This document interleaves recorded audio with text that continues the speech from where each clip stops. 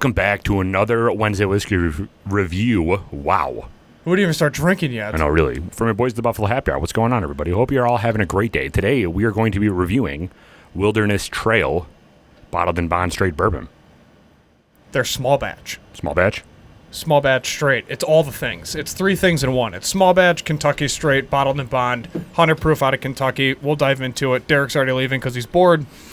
But Wilderness Trail is a different brand that, different in the sense of science comes before everything, literally. So their founders have over 20 years experience in the industry making alcohol, specifically through the fermentation process. And in that, what they've come to find with their distillery is that they're focused on the spirit from a tasting standpoint more so than a production standpoint.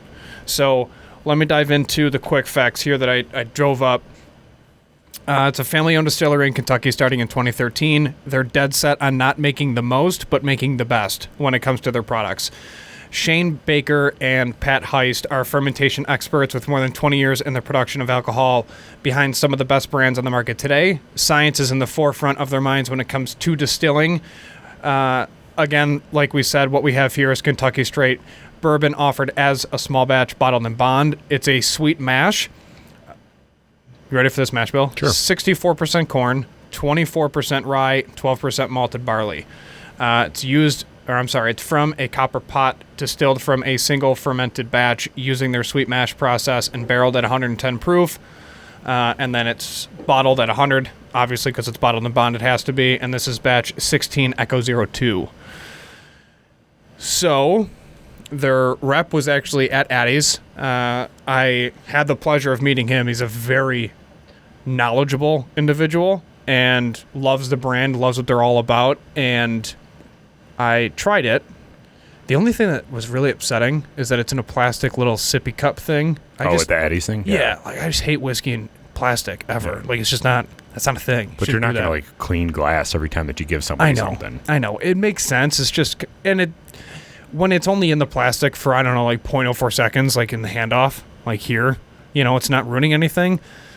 From what I remember, it was really good. And I specifically remember walking up to you and I'm like, hey, that was good. Yeah. We should try that. But we should do a Thursday episode on how different containers affect the taste of whiskey. Yeah. Because like plastic, styrofoam, like do all that and see if we can tell the difference. Dude, sometimes alcohol is strong enough to straight up melt the bottom out of a plastic cup. And then people are like, I don't know why it tastes the way it does, but I'm going to keep drinking. It's like, listen, Brett Favre's cousin that he forgot about, you should probably realize that there's a method behind the madness, which leads us into having a science-based from off-memory knowledge. They're like chemists. Yeah. So I'm excited. Normally, we don't this. like to review Kentucky whiskey because everything is virtually, all the fanboys are going to get mad, but everything's virtually the same.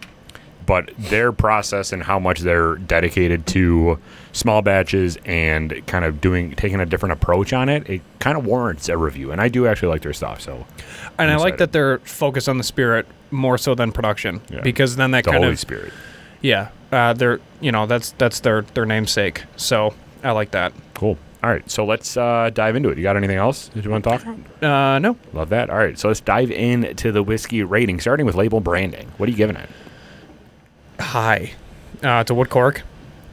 This bottle reminds me, if you look at it from the back, Devil's River, like their Distiller Select and their barrel, what was their other one? Single barrel. That's what it was. In regards to the shape of the bottle? The shape of the bottle, yeah. And I really like that shape, how it's like compact and short and stubby and everything like that. I love that. And a huge cork top to it, too. Yes. It's sweet. Is it satisfying to open? It is, actually. Oh. Yeah, it's legit. It's not a real cork, but it's synthetic cork, but it's fine. Times are tough. Yeah, it's better than a screw off. Yeah, screw off. Their label I enjoy. They have their logo embedded into the top of the cork, which is nice. And then they have all the things that you need to know about it, but I like their font. I will say that. I like their font a lot, and what I like about this is they're using the entire front for their label, but only half of it is an actual label, and the rest is engraved in the side of it. Yeah. It just gives a nice, I guess, difference in the market that you don't see many places doing, which is unique and cool to me. This pops on your shelf, too, at home. Yeah, oh, yeah. Just saying. It looks really good at home and in the store, but it's tough because there's so many glass bottles on a shelf at the store that when you actually bring this home, it's a nice touch. Do you know how much it is? $55, and then after tax, it's just under $60 a bottle. Well worth it though, because which you'll see in the rating. It's a great sipper. Yeah. So any day of the week, in my opinion, label branding, I'm definitely going to go an A++. Plus, yeah, that's fine. A++. I agree. I agree. All right, moving on to the nose.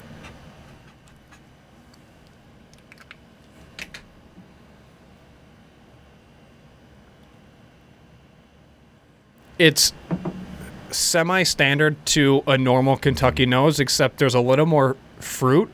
Yeah, I'm getting a cherry in it. Yeah. And I love that cherry note in you bourbon. Do. Yeah, you're obsessed with it. But this is a little more fruit heavy compared to others from the state of Kentucky. And so, it smells thick. Yeah. Like it smells like it's going to get stuck in your mouth. I have a feeling this is going to be very oily, but we'll see. Yeah. But that's what I'm getting off the nose. It's like I'm already salivating off the nose. Yeah, so some sort of cherry. There was some vanilla. There's a little bit of like a cinnamon in there too. Do you get that cinnamon? A little cinnamon or like some sort of spice. Yeah. And then, those are the main ones. I like that. I mean, I love cherry, so I'd go A+. Yeah, A+, fine with me. I agree. Initial taste.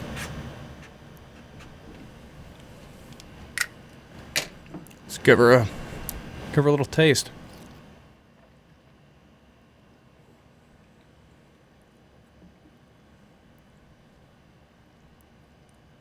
It is oily, which I like. I do get the cherry. Dude, this tastes like a cherry pie. Yeah. That initial taste is you're getting that like caramelized top of a cherry pie. And it's such a moderate hug. There's almost no burn. It's very smooth. Yeah. But it goes straight to your stomach and warms your stomach up. Not in a bad way.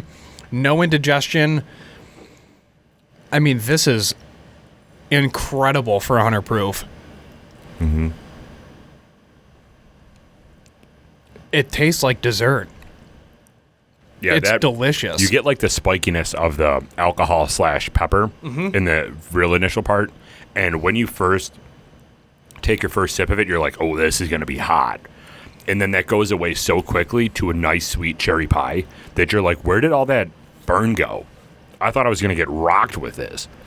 And I'm actually like salivating for more.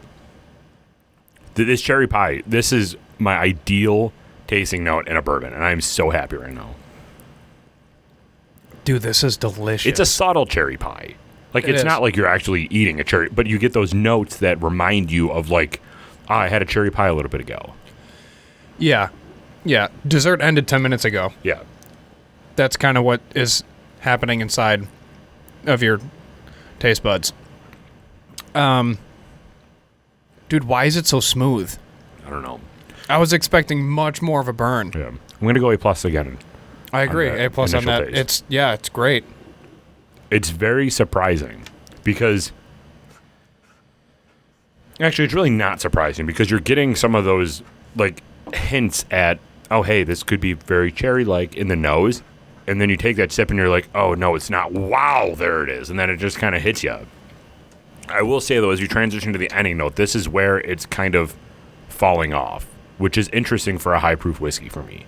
Like, you're getting the cherry note in the middle. To me, this is so interesting because this whiskey, it's tough to even categorize it as an initial taste and an ending note because I feel like there should be a middle section here that is where all the flavor is. The initial taste is very spicy, like bittery pepper. Yep. The ending note kind of lingers a little bit, but that middle part is where all that cherry pie is. So this is kind of, it's interesting that we have something that falls in between those two. I don't know if I've ever experienced that. Yeah, and the ending note is unbelievably flat. Yeah.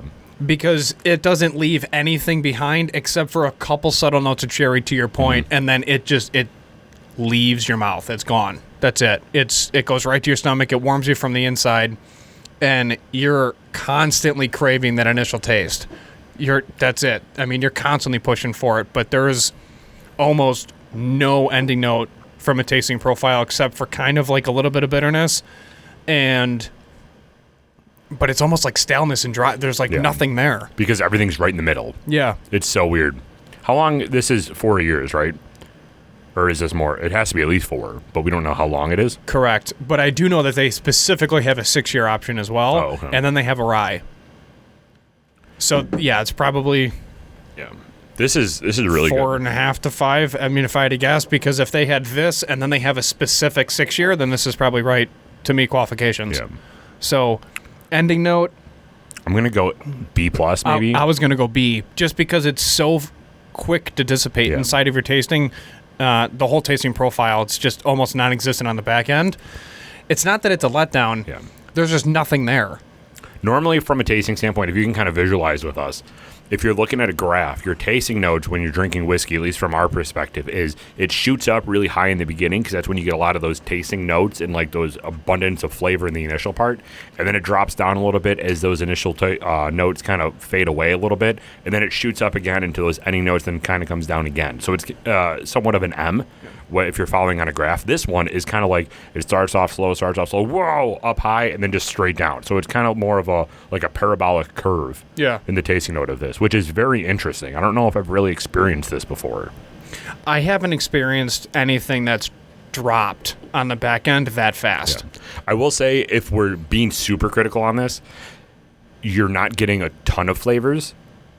I might be biased because cherry pie is my favorite flavor, but that's all you're getting is cherry pie. You're not getting like crazy honey or like grassy or any type of like nutty notes. It's all like cherry pie. Yep. So from a dynamic standpoint, if you don't like cherry pie, this might not be your go-to.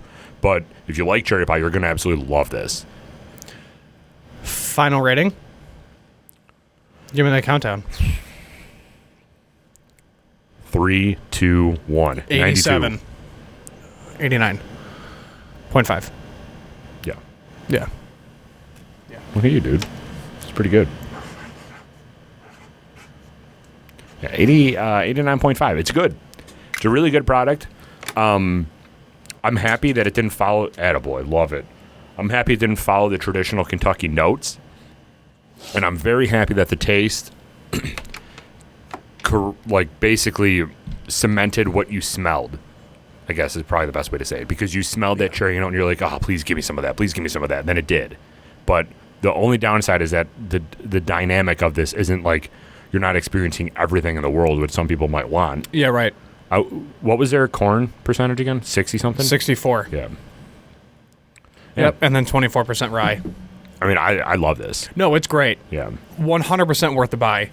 It's just a very interesting ending note compared to others, especially from those of Kentucky. Mm-hmm. But very, very well done, very smooth, and worth it in my mind, and you should pick it up. So if you're interested, Addie's might know a thing or two about it, which is today's sponsor. Oh, yeah, it is. Addie's. Fine wine and spirits, located on Transit Road in Williamsville, has us in their store on their shelf, and they are today's sponsor for our Wednesday Whiskey Review, per usual, like every other Wednesday Whiskey Review.